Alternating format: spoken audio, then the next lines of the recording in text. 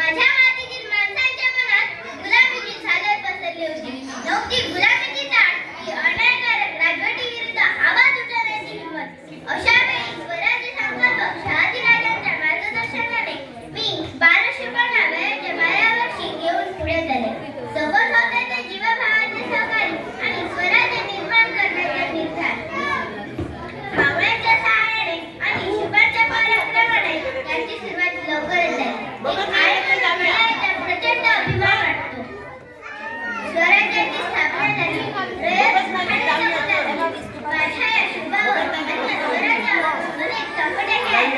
Afzal Khan, Shaista Khan,